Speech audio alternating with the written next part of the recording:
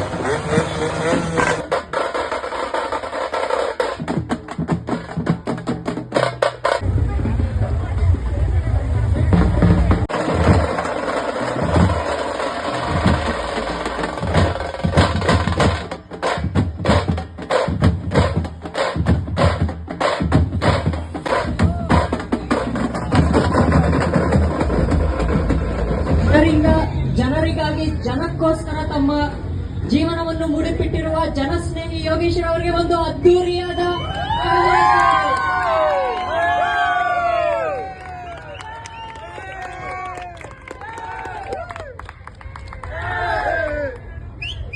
ಎಲ್ರಿಗೂ ನಮಸ್ಕಾರ. ಎಲ್ಲ ಹೇಗಿದ್ದೀರಾ? ಚೆನ್ನಾಗಿದ್ದೀರಾ ಅಂತ ಭಾವಿಸ್ತೀನಿ. ತುಂಬಾ ಖುಷಿ ಆಯ್ತು ನನಗೆ. ನನ್ನ ಜೀವನದಲ್ಲಿ ಏನೋ ಒಂದು ದೊಡ್ಡ ಸಾಧನೆ ಮಾಡ್ಬಿಟ್ಟಿದ್ದೀನಿ ಅನ್ನೋ ಅಷ್ಟು ಫೀಲ್ ಆಯ್ತು. 7ನೇ ಕ್ಲಾಸ್ ಓದಿರೋ ಹುಡುಗನ್ನ ಇಷ್ಟು ಅದ್ದೂರಿಯಾಗಿ ಕರ್ಕೊಂಡು ಬಂದು ವೇದಿಕೆ ಮೇಲೆ ನಿಲ್ಲಿಸ್ತೀರಾ ಅಂದ್ರೆ ನಿಮ್ಮೆಲ್ಲರೂ ಪಾದಗಳಿಗೂ ನಮಸ್ಕಾರ ತಿಳಿಸೋಕೆ ಇಷ್ಟಪಡ್ತೀನಿ. ತುಂಬಾ ಸಂತೋಷ ಆಯ್ತು, ಬಹಳ ಖುಷಿ ಆಗ್ತಾ ಇದೆ. ಯಾಕಂದ್ರೆ ಸಮಾಜದಲ್ಲಿ ತಂದೆ ತಾಯಿ ವ್ಯಾಲ್ಯೂಗಳನ್ನ ತಿಳಿಸಬೇಕು ಅನ್ನೋದು ನಮ್ಮ ಮೂಲ ಉದ್ದೇಶ. ಎಷ್ಟೋ ಜನ ತಂದೆ ತಾಯಿಗೆ ಪ್ರೀತಿ ಕೊಡ್ತಾ ಇಲ್ಲ, ಗೌರವ ಕೊಡ್ತಾ ಇಲ್ಲ, ಜೊತೆಗೆ ಕೊನೆಗಾಲದಲ್ಲಿ ಅವ್ರಿಗೆ ಕೈ ಹಿಡಿದು ನಡೆಸುವಂತ ಕೆಲಸ ಮಾಡ್ತಾ ಇಲ್ಲ, ಬೀದಿಗಳಲ್ಲಿ ಬಿಡ್ತಾ ಇದ್ದಾರೆ. ಸೊ ದಯಮಾಡಿ ಪ್ರತಿಯೊಬ್ಬರಲ್ಲಿ ಬೇಡ್ಕೊಳ್ಳೋದು ಏನಪ್ಪಾ ಅಂದ್ರೆ, ನಿಮ್ಮ ತಂದೆ ತಾಯಿದಿರು ಎಷ್ಟು ಕಷ್ಟಪಟ್ಟು ನಿಮ್ಮನ್ನ ಸಾಕಿ ಬೆಳೆಸಿ ಸಾಲ ಸೂಲ ಮಾಡಿ ಇಷ್ಟು ದೊಡ್ಡ ಪ್ರಮಾಣದಲ್ಲಿ ನಿಮ್ಮನ್ನ ಬೆಳೆಸಿದ್ದಾರೆ. ನಿಜವಾಗ್ಲೂ ನಮ್ಮ ತಂದೆ ತಾಯಿ ನಮ್ಮನ್ನ ಕೂಲಿ ಕೆಲಸ ಮಾಡಿ 7ನೇ ಕ್ಲಾಸ್ ಅಷ್ಟಾಗಿದ್ದು, ಅದಕ್ಕೆ ಓದ್ಸಕ್ಕೆ ಅವ್ರಿಗೆ ಧೈರ್ಯ ಇತ್ತು, ಓದಕ್ ನನಗೆ ಆಸಕ್ತಿ ಇರ್ಲಿಲ್ಲ. ಎಷ್ಟು ತಂದೆ ತಾಯಿ ಕಷ್ಟಪಟ್ಟು ನಮ್ಮನ್ನು ಓದಿಸ್ತಾರೆ. ಕೊನೆಗಾಲದಲ್ಲಿ ನಿಮ್ಗೊಂದ್ 2 ಲಕ್ಷನೋ 3 ಲಕ್ಷನೋ ಸಂಬಳ ಸಿಕ್ತು, ವಿದೇಶದಲ್ಲಿ ಕೆಲಸ ಸಿಕ್ತು ಅಂತ ತಂದೆ ತಾಯಿ ಇದನ್ನ ಬೀದಿಗೆ ಬಿಡಬೇಡಿ ಅಂತ ನಾನು ಬೇಡ್ಕೊಳ್ತೀನಿ. ಯಾಕಂದ್ರೆ ಇವತ್ತು ನಮ್ಮ ಒಂದು ನಿರಾಶ್ರಿತರ ಆಶ್ರಮ ಅಂತ ಹೇಳಕ್ಕೆ ಬೇಜಾರಾಗುತ್ತೆ. ನಮ್ಮ ಒಂದು ಆಶ್ರಮದಲ್ಲಿ ಬರೋಬ್ಬರಿ 130 ಜನ ದೇವ್ರ ಮಕ್ಕಳಿದ್ದಾರೆ. ದೇವ್ರ ಮಕ್ಕಳು ನಿರಾಶ್ರಿತರು ಅಂತ ಹೇಳ್ಬಾರ್ದು. ಅವ್ರನ್ನ 130 ಜನ ದೇವ್ರ ಮಕ್ಕಳನ್ನ ನೀವೆಲ್ಲರೂ ಪ್ರೀತಿ ಪ್ರೋತ್ಸಾಹ ಆಶೀರ್ವಾದದಿಂದ ನಾವು ನೋಡ್ಕೊಳ್ತಾ ಇದ್ದೀವಿ. ದಯಮಾಡಿ ಪ್ರತಿಯೊಬ್ರು ಕೂಡ ಸಪೋರ್ಟ್ ಮಾಡಿ ತಂದೆ ತಾಯಿದಿನ ದಯವಿಟ್ಟು ಆಚೆ ಹಾಕ್ಬೇಡಿ ಅಂತ ಹೇಳಕ್ ಇಷ್ಟಪಡ್ತೀನಿ. ಎಷ್ಟೋ ಮನೆಗಳಲ್ಲಿ ದುಡ್ಡಿರುತ್ತೆ, ಹಣ ಇರುತ್ತೆ, ಚೆನ್ನಾಗಿ ಓದಿರ್ತೀರಾ, ಆದ್ರೆ ಅಪ್ಪ ಅಮ್ಮಂಗ್ ಕೊನೆಗಾಲದಲ್ಲಿ ಕೈ ಹಿಡಿದು ನಡ್ಸೋಕ್ ನಿಮ್ ಕೈಲಿ ಆಗ್ತಾ ಇಲ್ಲ. ಅದು ಯಾಕೆ ಅಂತ ನನಗಂತೂ ಗೊತ್ತಾಗ್ತಾ ಇಲ್ಲ. ಬರ್ತಾ ಬರ್ತಾ ಬೀದಿಯಲ್ಲಿ ಮಲಗೋರ್ ಸಂಖ್ಯೆ ಜಾಸ್ತಿ ಆಗ್ತಾ ಇದೆ. ಅದು ಕಮ್ಮಿ ಆಗ್ಬೇಕು, ಅನಾಥಾಶ್ರಮಗಳು ಕಮ್ಮಿ ಆಗ್ಬೇಕು, ತಂದೆ ತಾಯಿ ಮೇಲೆ ಪ್ರೀತಿ ಗೌರವ ಕಾಳಜಿ ಜಾಸ್ತಿ ಆಗ್ಬೇಕು. ನಾನು ಒಂದೇ ಒಂದು ಮಾತು ಕೇಳ್ಕೊತೀನಿ ನಿಮ್ಮ ಹತ್ರ, ನಿಮ್ಗೆ ವಿದ್ಯೆ ಸ್ವಲ್ಪ ಕಮ್ಮಿ ಆದ್ರೂ ಪರವಾಗಿಲ್ಲ, ಸಂಸ್ಕಾರ ಮಾತ್ರ ಯಾವುದೇ ಕಾರಣಕ್ಕೂ ಕಮ್ಮಿ ಮಾಡ್ಕೋಬೇಡಿ ಅಣ್ಣ.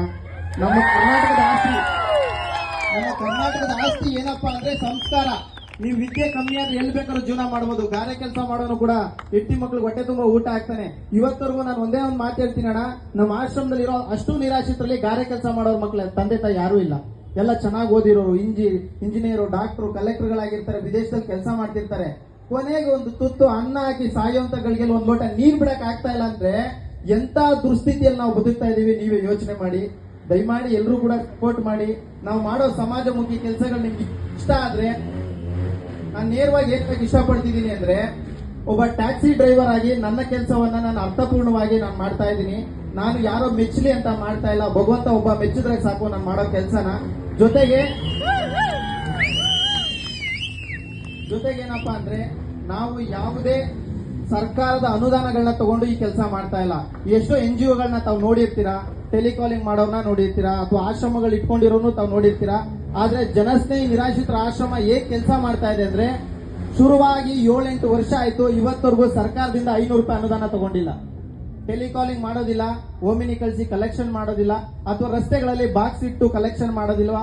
ಆಮೇಲೆ ಯಾವ್ದಾವ್ದು ಕಂಪ್ನಿಗಳಿಗೆ ಹೋಗಿ ನಮ್ದೊಂದು NGO ಇದೆ, ಇಲ್ಲೊಂದು 130 ಜನ ವಯಸ್ಸಾಗಿರೋರು ಇದ್ದಾರೆ, ದಯವಿಟ್ಟು ಸಹಾಯ ಮಾಡಿ ಅಂತ ಕೇಳ್ತಾ ಇಲ್ಲ. ಸೋಷಿಯಲ್ ಮೀಡಿಯಾದಲ್ಲಿ ನೀವೆಲ್ಲರೂ ನೋಡಿ, ಪ್ರೀತಿ ಪ್ರೋತ್ಸಾಹದಿಂದ ಕೊಟ್ಟಂತ ಹಣದಿಂದ ಬರೋಬ್ಬರಿ 130 ಜನ ದೇವ್ರ ಮಕ್ಕಳು, BP, sugar, AIDS, HIV, TB ರೋಗ, ಇನ್ನೂ ಅನೇಕ ರೋಗಗಳು ಇರುವಂತ ವ್ಯಕ್ತಿಗಳನ್ನ ನಾವು ಪೋಷಣೆ ಮಾಡ್ತಾ ಇದೀವಿ. ದಯವಿಟ್ಟು ಸಪೋರ್ಟ್ ಮಾಡಿ ಅಂತ ಹೇಳಕ್ ಇಷ್ಟಪಡ್ತೀನಿ. ಇನ್ನೂ ದೊಡ್ಡ ಯೋಜನೆ, ಬರೋಬ್ಬರಿ 5,000 ಜನ ನಿರಾಶ್ರಿತರು ಬೆಂಗಳೂರಲ್ಲಾಗಿರ್ಬೋದು, ಕರ್ನಾಟಕದಲ್ಲಾಗಿರ್ಬೋದು, ಯಾವುದೇ ಜಾತಿ ಭೇದ ಭಾವ ಮಾಡದೆ ಕರ್ನಾಟಕದಲ್ಲಿ ಅನಾಥರೆ ಮಲಗಬಾರದು ಅಂತ 5,000 ಜನ ಮಲಗುವಂತ ಒಂದು ದೊಡ್ಡ ಯೋಜನೆಗೆ ನಾನು ಕೈ ಹಾಕಿದ್ದೀನಿ. ದಯವಿಟ್ಟು ಎಲ್ಲರೂ ಸಪೋರ್ಟ್ ಮಾಡಿ. ಈ ಒಂದು ಕಾರ್ಯಕ್ರಮಕ್ಕೆ ಕರೆದಂತ ನಮ್ಮ ಶರತ್ ಅಣ್ಣ ಅವರು ಎಲ್ಲಿದ್ದೀರಾ? ಬನ್ನಿ please. ಈ ಕಾರ್ಯಕ್ರಮಕ್ಕೆ ಕರೆದವರು ದಯವಿಟ್ಟು ಬನ್ನಿ ಎಲ್ಲರೂ. ರಾಹುಲ್ ಅಣ್ಣ ಅವರು ದಯವಿಟ್ಟು ಬನ್ನಿ ಮೇಲೆ. ಧನುಷ್ ಅಣ್ಣ ಬನ್ನಿ ದಯವಿಟ್ಟು. ಧನುಷ್ ಅವರು, ಮಿಥುನ್ ಅವರು, ಸಾರಿ ನಿಮ್ಮ ಹೆಸರುಗಳು ನಂಗೆ ಸರಿ ಜ್ಞಾಪನ ಇಲ್ಲ, ದಯವಿಟ್ಟು ಬೇಜಾರ್ ಮಾಡ್ಕೋಬೇಡಿ. ನೋಡಿ, ಇವ್ರು ಮನ್ಸು ಮಾಡ್ಬಿಟ್ಟಿದ್ರೆ ಯಾವ್ದೋ ಸಿನಿಮಾ ಸ್ಟಾರ್ನೋ ಒಳ್ಳೊಳ್ಳೆ MLAಗಳನ್ನ MP ಗಳನ್ನ ಕರೆಸಬಹುದಾಗಿತ್ತು. ಒಬ್ಬ ಸಣ್ಣ ಸೇವಕನನ್ನ ಕರೆಸಿ ಈ ವೇದಿಕೆ ಮೇಲೆ ಗೌರವ ಕೊಟ್ಟಿರೋದಕ್ಕೆ ನಿಮ್ಮ ಪಾದಗಳಿಗೆ ನಮಸ್ಕಾರ, ತುಂಬ ಹೃದಯದ ಧನ್ಯವಾದಗಳು ನಿಮ್ಗೆ. ಇಲ್ಲಿ ಬಂದು ಒಂದೆರಡು ಮಾತಾಡ್ಲಿಕ್ಕೆ ಅವಕಾಶ ಮಾಡಿಕೊಟ್ಟಿದ್ದೀರಾ. ನಾನು ಬೇಡ್ಕೊಳ್ಳೋದಿಷ್ಟೇ, ನನ್ನ ಪ್ರತಿಯೊಂದು ಕೆಲಸಗಳನ್ನ ಯೂಟ್ಯೂಬ್, ಇನ್ಸ್ಟಾಗ್ರಾಮು, ಫೇಸ್ಬುಕ್ಗಳಲ್ಲಿ ತಾವು ಗಮನಿಸಿ, ನಾವು ಮಾಡ್ತಿರೋದು ಸರಿ ಅಂತ ನಿಮಗೆ ಅನ್ಸಿದ್ರೆ ನಿಮ್ಮ ಅಕ್ಕಪಕ್ಕದ ಜನರಿಗೆ ತಿಳಿಸಿ. ಬೀದಿಲ್ ಮಲಗೋ ಯಾವುದೇ ವ್ಯಕ್ತಿ ಆಗಿದ್ರು ನಾನು ಉಚಿತವಾಗಿ ಸೇವೆ ಸಲ್ಲಿಸ್ತೀನಿ. ನನ್ನ ಕೊನೆ ಉಸಿರಿರೋ ಸಮಾಜ ಸೇವೆ ಹೊರತು ಬಿಟ್ಟು ಬೇರೆ ಯಾವುದೇ ರಾಜಕೀಯ ಉದ್ದೇಶ ಇಲ್ಲ, ಬೇರೆ ಯಾವುದೂ ಇಲ್ಲ. ನನ್ನ ಉಸಿರಿರೋವರೆಗೂ ನನ್ನ ಸೇವೆ ನಿರಾಶ್ರಿತರಿಗಾಗಿ, ಅನಾಥರಿಗಾಗಿ ಇರುತ್ತೆ. ಎಲ್ರಿಗೂ ಒಳ್ಳೇದಾಗ್ಲಿ. ಜೈ ಹಿಂದ್, ಜೈ ಕಂಟಕ ಮಾತೆ. ಶನೇಶ್ವರ ಸ್ವಾಮಿ ಒಳ್ಳೇದ್ ಮಾಡ್ಲಿ. ನಿರಾಶ್ರಿತರಿಗೆ ಆಶ್ರಯ ಕೊಟ್ಟಿದ್ದಾರೆ. ಆದ್ರೆ ನೀವು ಫಸ್ಟ್ ನಿಮ್ ತಂದೆ ತಾಯಿಯನ್ನ ಚೆನ್ನಾಗಿ ನೋಡ್ಕೊಳ್ಳಿ ಅಂತ ಒಂದು ಒಳ್ಳೆ ಉದ್ದೇಶ ಕೊಟ್ಟರು. ತುಂಬಾ ಒಳ್ಳೇದು. ಆದ್ರೂ ಪ್ರಪಂಚ ಒಂದ್ಸತಿ ಸಮಸ್ಯೆಗಳಿದೆ, ಎಷ್ಟು ಜನ ಬಳಲ್ತಾ ಇರ್ತಾರೆ. ನೀವು ಚೆನ್ನಾಗಿ ಓದಿ ಸಂಪಾದಿಸಿ, ನಿಮ್ಮ ಕೈಲಿ ಅಕಸ್ಮಾತ್ ನೇರವಾಗಿ ಮಾಡಕ್ ಆಗ್ತಿದ್ರೆ ಯೋಗೇಶ್ವರ್ ಅಂತ ಅವ್ರ ಸಂಸ್ಥೆಗೆ ಹೋಗಿ ಅವ್ರಿಗೆ ಕೈ ಜೋಡಿಸಿ ಇನ್ನ ಅವರ ಒಂದು ಸೇವೆನ ಇನ್ನ ಮೇಲೆ ತಗೊಂಡ್ ಬರ್ತೀರಾ. ನಾನು ಕೂಡ ಸ್ವಂತ ಪ್ರಯತ್ನ ಅದೊಂದು ಮಾಡ್ತೀನಿ. ನಮ್ಗೆ ಇರೋರೆಲ್ಲರೂ ಅದೊಂದು ಮಾಡ್ತೀವಿ ಅಂತ ಖಂಡಿತ ನಿಮ್ಗೆ ನಾವು ಮಾಡ್ಕೊಡ್ತೀವಿ. ಅದರಲ್ಲೇ ನಮ್ಮ ಸಿವಿಲ್ ಡಿಪಾರ್ಟ್ಮೆಂಟ್ ಆಗ್ಬೋದು, ನಿಮ್ಮ ಆಶ್ರಮನ ನಾವು ಬಂದು ಅಲ್ಲಿರೋನು ಒಂದ್ಸತಿ ಭೇಟಿಯಾಗಿ ನಮ್ಮ ಕೈಲಾದಷ್ಟು ಸಹಾಯ ಮಾಡ್ತೀವಿ sir. Thank you Yogesh sir. ಎಲ್ರಿಗೂ ಅರ್ಥ ಆಯ್ತಲ್ವಾ? ಸೊ ದಯಮಾಡಿ ದುಡ್ಡನ್ನ ವೇಸ್ಟ್ ಮಾಡಬೇಡಿ. ಯಾವ್ದಾವ್ದೋ ಆ್ಯಪ್ಗಳು, ಬೆಟ್ಟಿಂಗ್ ಆ್ಯಪ್ಗಳನ್ನ ಆಡಬೇಡಿ, ಕ್ರಿಕೆಟ್ ಬೆಟ್ಟಿಂಗ್ ಆಡಬೇಡಿ. ನಾನು ಹೇಳಿದ್ರು ನೀವು ಯಾರು ಬಿಡಲ್ಲ ಕೆಲವರು ಅಂತ ಗೊತ್ತು, ಆದ್ರೂ ನಾನೊಂದು ಮಾತು ಹೇಳ್ಬೇಕು.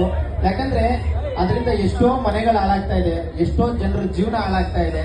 ದಯವಿಟ್ಟು ಒಳ್ಳೆ ಕೆಲಸ, ಈಗ ಮೊಬೈಲ್ ಅನ್ನೋದು ನಾವು ಒಳ್ಳೆ ಕೆಲಸಕ್ಕೂ ಯೂಸ್ ಮಾಡ್ಬೋದು, ಕೆಟ್ಟ ಕೆಲಸಕ್ಕೂ ಯೂಸ್ ಮಾಡ್ಬೋದು. ನಾನೊಬ್ಬ 7ನೇ ಕ್ಲಾಸ್ ಓದಿರೋಂಥ ಹುಡುಗ ಜಸ್ಟ್ ಒಂದು ಮೊಬೈಲ್ ಇಂದ ನಾನು ಇಷ್ಟು ದೊಡ್ಡ ಮಟ್ಟಕ್ಕೆ ಬಂದಿದ್ದೀನಿ ಅಂದ್ರೆ ನಿಮ್ಮೆಲ್ಲರೂ ಪ್ರೀತಿ ಪ್ರೋತ್ಸಾಹ. ಒಂದು ಮೊಬೈಲ್ ಇಂದ ಒಬ್ಬ ಜೀವನನ ಹಾಳು ಆಗುತ್ತೆ, ಒಂದು ಜೀವನ ಬದಲು ಕೂಡ ಆಗುತ್ತೆ. ನಾನು ನನ್ನ ಜೀವನವನ್ನ ಬದಲು ಮಾಡ್ಕೊಂಡಿದ್ದು ಕೇವಲ ಒಂದು ಮೊಬೈಲ್ ಇಂದ. ಅರ್ಥ ಮಾಡ್ಕೊಳ್ಳಿ, ಇದರಲ್ಲಿ ನಾನಾ ವಿಷಯಗಳಿದೆ. ನೀವು ಬೆಟ್ಟಿಂಗ್ ಆಡ್ಬೋದು, ಇನ್ನೂ ಏನೇನೋ ಗೇಮ್ಗಳಿದೆ, ನಂಗೆ ಗೊತ್ತಿಲ್ಲ ಅದ್ರ ಬಗ್ಗೆ ಹೆಸರೆಲ್ಲ ಅಷ್ಟು. ನಾನು ಕ್ರಿಕೆಟ್ ಆಗಿರ್ಬೋದು ಎಂಜಾಯ್ಮೆಂಟ್ ನೋಡ್ತೀನಿ, ಅದನ್ನ ಬೆಟ್ಟಿಂಗ್ ಅಂತ ಆಗ್ಲಿ, ಅದನ್ನ ಮೋಜು ಮಸ್ತಿಗೆ ನಾನು ಇದು ಮಾಡೋದಿಲ್ಲ. ಸೊ ಒಂದು ಮೊಬೈಲ್ ಇಂದ ನಿಮ್ ಜೀವನ ಯಾವ ರೀತಿ ಬೇಕಾದ್ರೂ ನೀವು ಬದಲಾಯಿಸ್ಕೋಬಹುದು. ಒಳ್ಳೆ ರೀತಿನಾದ್ರೂ ಆಗ್ಬೋದು, ಕೆಟ್ಟ ರೀತಿನಾದ್ರೂ ಆಗ್ಬೋದು. ದಯಮಾಡಿ ನೀವು ಮನೆಗಳಲ್ಲಿ ನಿಮ್ಮ ಅಕ್ಕಪಕ್ಕ ಇರ್ತಕ್ಕಂಥ ಯಾರೇ ವಯಸ್ಸಾಗಿರೋರಿಗೆ ತೊಂದರೆ ಆಗ್ತಾ ಇದ್ರೆ ದಯವಿಟ್ಟು ತಿಳಿ ಹೇಳಿ. ನಿಮ್ಮ ತಂದೆ ತಾಯಿದನ್ನ ಚೆನ್ನಾಗಿ ನೋಡ್ಕೊಳ್ಳಿ. ಆದಷ್ಟು ಕೆಟ್ಟ ಚಟಗಳನ್ನ ಬಿಟ್ಟು ಒಳ್ಳೆ ಕಡೆ ಗಮನ ಹರಿಸಿ. ಇದರಲ್ಲಿ ಇಷ್ಟು ಜನರಲ್ಲಿ ಕೇಳಿಸ್ಕೊಂಡರಲ್ಲಿ ಒಬ್ಬರು ಬದಲಾದ್ರು ನನಗೆ ತುಂಬಾ ಸಂತೋಷ ಆಗುತ್ತೆ. Thank you so much. ನಮಸ್ಕಾರ.